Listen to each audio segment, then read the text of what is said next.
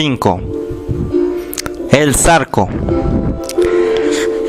A la sazón que esto pasaba en Yautepec, a un costado de la hacienda de Atlihuayán, y por un camino pedregoso y empinado que bajaba de las montañas y que se veía flanqueado por altas malezas y coposos árboles, descendía poco a poco y cantando con voz aguda y alegre, un gallardo jinete montado en brioso alazán, que parecía impacientarse, marchando tortuosamente en aquel sendero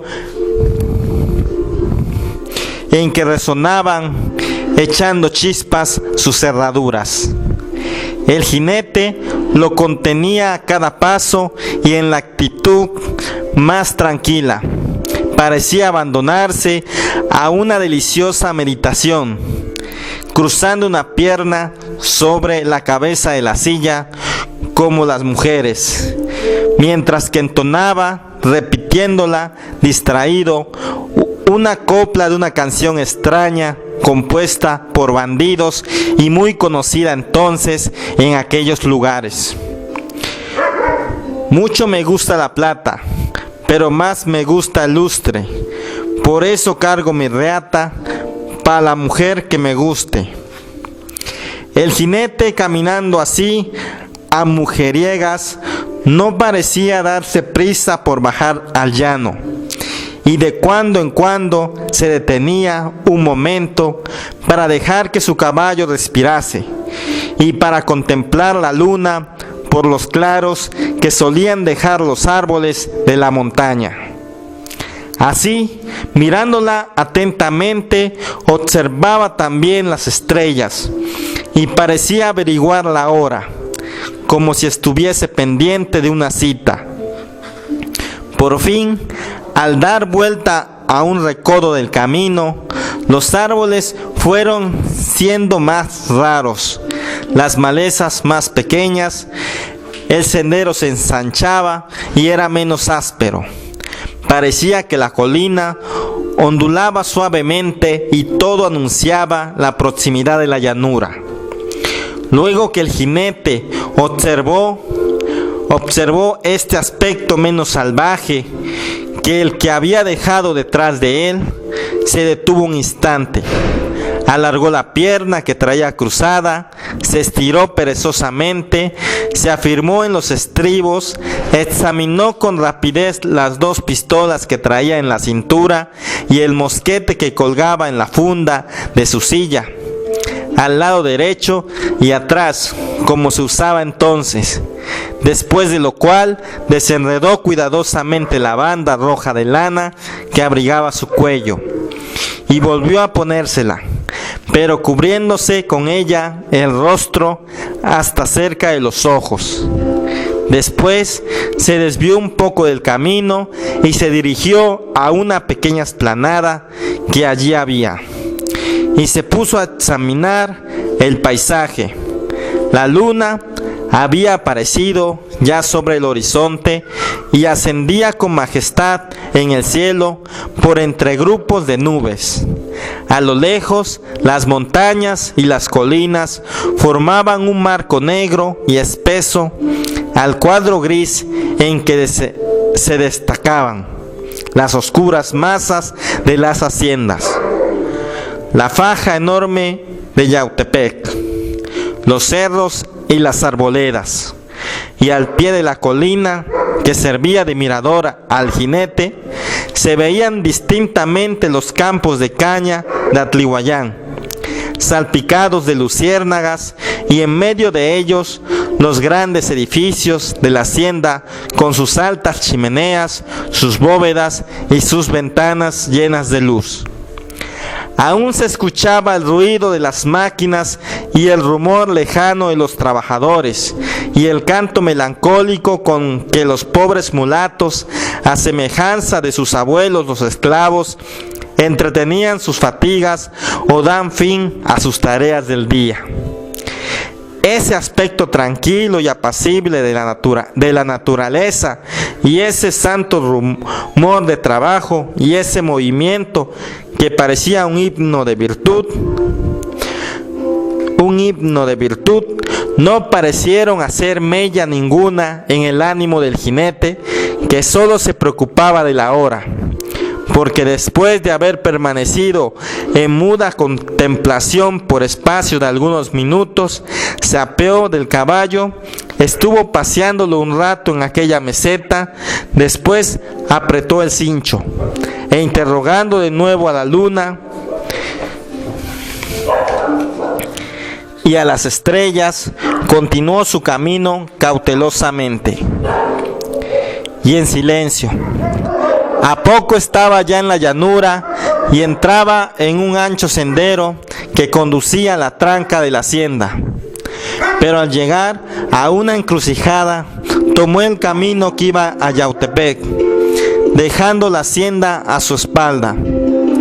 Apenas acababa de entrar en él, andando al paso, cuando vio pasar a poca distancia y caminando en dirección opuesta a otro jinete, que también iba al paso, montando en un magnífico caballo oscuro. «Es el herrero de Atlihuayán», dijo en voz baja, inclinando la ancha falda de su sombrero para no ser visto, aunque la bufanda de lana le cubría el semblante hasta los ojos. Después murmuró, volviendo ligeramente la cabeza para ver al jinete, que se alejaba con lentitud: «Qué buenos caballos tiene este indio, pero no se deja. Ya veremos», añadió con acento amenazador. Y continuó marchando hasta llegar cerca de la población de Yautepec. Allí dejó el camino real y tomó una veredita que conducía a la caja del río que atraviesa la población. Después siguió por toda la orilla meridional hasta una pequeña curva en que el río, después de encajarse entre dos bordes altos y llenos de maleza, de cactus y de árboles silvestres, desemboca a un terreno llano y arenoso, antes de correr entre las dos hileras de extensas y espesísimas huertas que lo flanquean en la población. Allí la luna daba de lleno sobre el campo, rielando en las aguas cristalinas del río, y a su luz pudo verse perfectamente al jinete misterioso que había bajado de la montaña. Era un joven como de 30 años, alto, bien proporcionado, de espaldas hercúleas y cubierto literalmente de plata. El caballo que montaba era un soberbio alazán de buena alzada, musculoso, de encuentro robusto, de pezuñas pequeñas, de ancas poderosas, como todos los caballos montañeses, de cuello fino y de cabeza inteligente y erguida.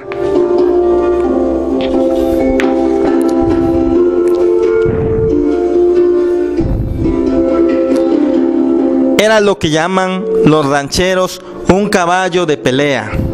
El jinete estaba vestido como los bandidos de esa época y como nuestros charros, los más charros de hoy. Llevaba chaqueta de paño oscuro con bordados de plata, calzoneras con doble hilera de chapetones de plata unidos por cadenillas y agujetas del mismo metal. Cubríase con un sombrero de lana oscura, de alas grandes y tendidas, y que tenían tanto encima como debajo de ellas una ancha y espesa cinta de galón de plata bordada con estrellas de oro. Rodeaban la copa redonda y achatada una doble toquilla de plata, sobre la cual caían a cada lado dos chapetas también de plata en forma de bulas, rematando en anillos de oro.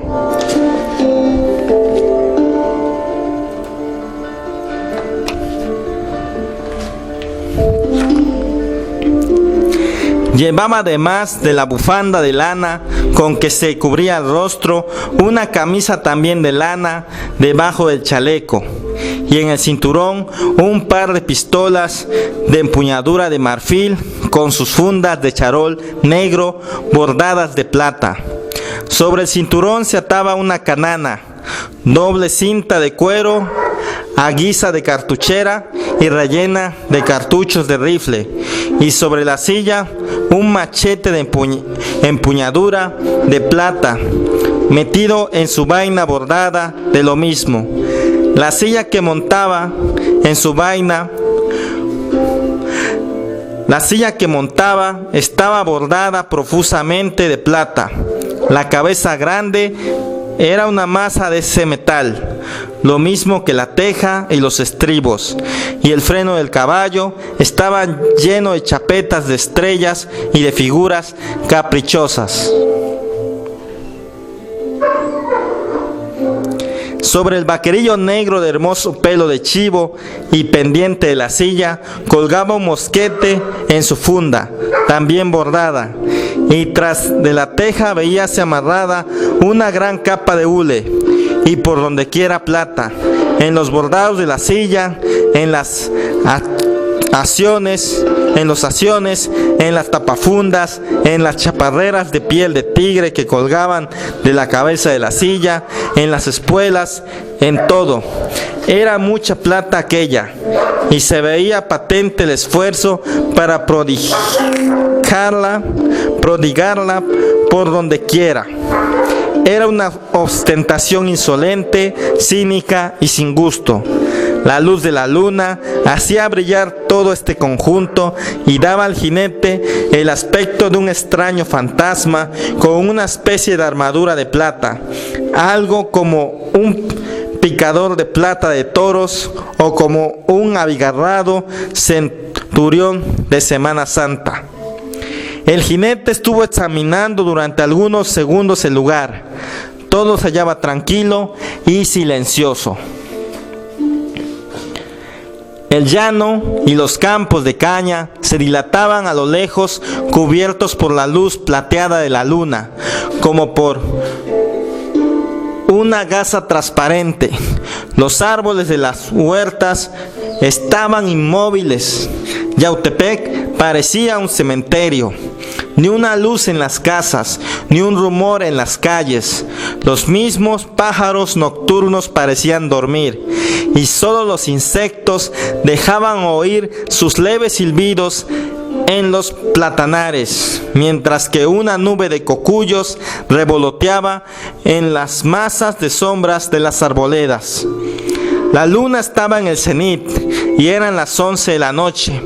El plateado se retiró después de este rápido examen a un recodo que hacía el cauce del río, junto a un borde lleno de árboles, y allí, perfectamente oculto en la sombra y en la playa seca y arenosa, echó pie a tierra, desató la reata, quitó el freno a su caballo y tendiéndolo de lazo, lo dejó ir a poca distancia a beber agua.